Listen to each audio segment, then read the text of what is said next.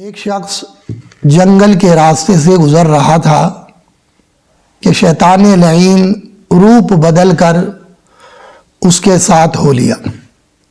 مسافر بن گیا اس کے ساتھ اور سفر کرنے لگا۔ اب جب صبح ہوئی، فجر کی نماز کا وقت ہوا، تو جس کے ساتھ یہ شیطان سفر کر رہا تھا اس انسان نے فجر کی نماز نہیں پڑھی۔ اسی طرح پھر ظہر کا وقت آ گیا، ظہر بھی ایسے ہی گزر گئی، اس نے نماز نہیں پڑھی۔ عصر بھی اسی طرح گزار دی، اور جب مغرب گزر گئی اور عشاء کا وقت آیا تو یہ نمازیں بھی اس نے نہیں پڑھی۔ اب رات کا وقت ہو گیا تو یہ شیطان اس انسان سے بولا کہ اب میں تمہارے ساتھ نہیں رہ سکتا، تم اپنی راہ لو اور میں اپنا راستہ پکڑوں، اب ہمارا تمہارا ساتھ نہیں چل سکتا۔ تو اس شخص نے، اس آدمی نے پوچھا، بھائی ایسا کیوں آپ میرا ساتھ چھوڑ کر جا رہے ہیں؟ تم کو کیا تکلیف پہنچی میرے ساتھ سفر کرنے میں نے تو تمہیں کوئی تکلیف نہیں پہنچائی۔ تو اس نے کہا کہ میں شیطان ہوں، اس نے کہا کہ میں شیطان ہوں اور اس لیے تجھے چھوڑ کر جا رہا ہوں، اس لیے تجھ سے الگ ہو رہا ہوں کہ میں نے ایک سجدہ نہیں کیا تھا آدم علیہ السلام کو، ایک سجدہ میں نے آدم علیہ السلام کو نہیں کیا تھا، تو اس کی سزا مجھے یہ ملی کہ مجھے لعنت کا عذاب دیا گیا، اور آج تک لعنت کا عذاب مجھے دیا جا رہا ہے۔ تو مجھے یہ ڈر ہوا کہ میں نے تو ایک سجدہ آدم علیہ السلام کو نہیں کیا، تو مجھے لعنت کا عذاب دیا جا رہا ہے، اور تو نے کئی سجدے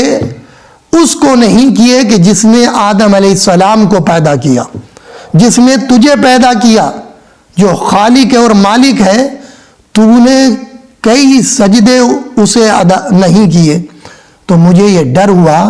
کہ تو نے اتنے سجدے ترک کر دیے، اتنی نمازیں چھوڑ دی، تو مجھے یہ خوف لاحق ہو گیا کہ خدا جانے کہ وہ تجھے کس عذاب میں مبتلا کر دے، اور اس کی پکڑ بہت سخت ہے،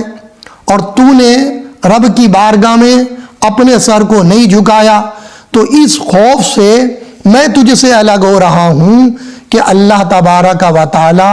تیرے اوپر جب عذاب نازل فرمائے گا تو اس عذاب کی چپٹ میں نہ آ جاؤں،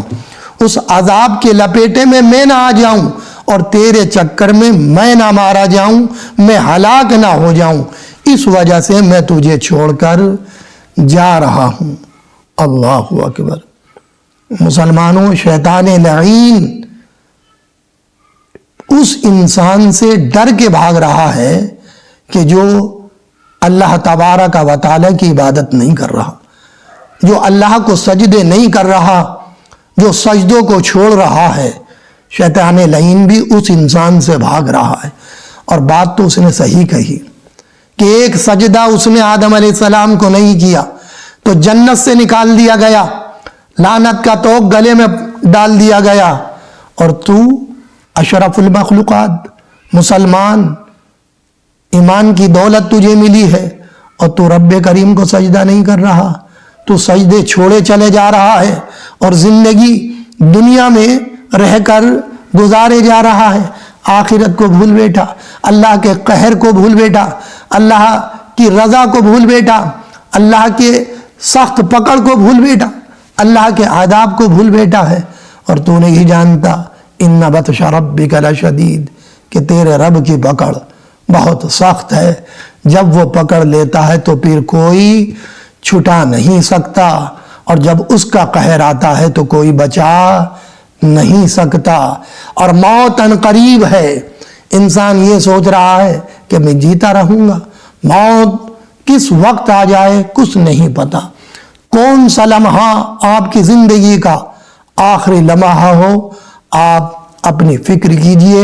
ایسا نہ ہو کہ رب کا عذاب آئے اور آپ اس عذاب میں گرفتار ہو جائیں۔ اللہ آپ کو ڈھیل دے رہا ہے، آپ کو چھوٹ دے رہا ہے، تو آپ ڈھیل کی وجہ سے ہمت پہ ہمت کرے چلے جا رہے ہیں، گناہ پہ گناہ کرے چلے جا رہے ہیں، اور فتنے پہ فتنے اٹھائے چلے جا رہے ہیں، اور آپ کو ہوش نہیں آ رہا، آپ کو موت کا ڈر نہیں، عذاب قبر کا ڈر نہیں، عذاب جہنم کا آپ کو کوئی خوف نہیں ہے، پل صراط کا کوئی خوف نہیں، حشر کے میدان کا کوئی خوف نہیں،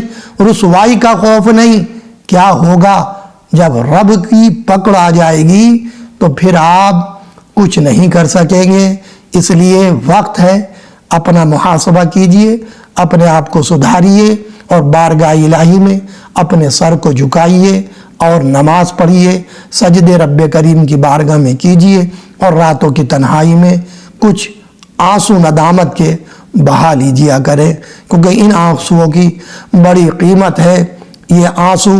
جو شرم و ندامت کے ساتھ، خوف کے ساتھ آنکھوں سے نکلا کرتے ہیں، یہ بخشش کا ذریعہ بن جاتے ہیں۔ تو راتوں کو یہ نیٹ وغیرہ، یہ فلمیں وغیرہ نہ دیکھا کریں، بلکہ یہ سوچا کریں کہ یہ رات میری زندگی کی کہیں آخری رات نہ ہو، اس لیے یہ اگر آخری رات ہو تو عبادت کرتے ہوئے شرم و ندامت کے آنسو بہاتے ہوئے یہ رات گزرنی چاہیے، کیونکہ موت کا کوئی وقت نہیں، کب موت آپ کے پاس آ جائے آپ کو پتہ نہیں ہے۔ اللہ نے ایک وقت تو مقرر کیا ہے موت کا، لیکن آپ کو نہیں پتہ کہ وہ آئے گی کب، اس لیے آپ بے خبر ہو کر، غافل ہو کر زندگی مت گزاریے۔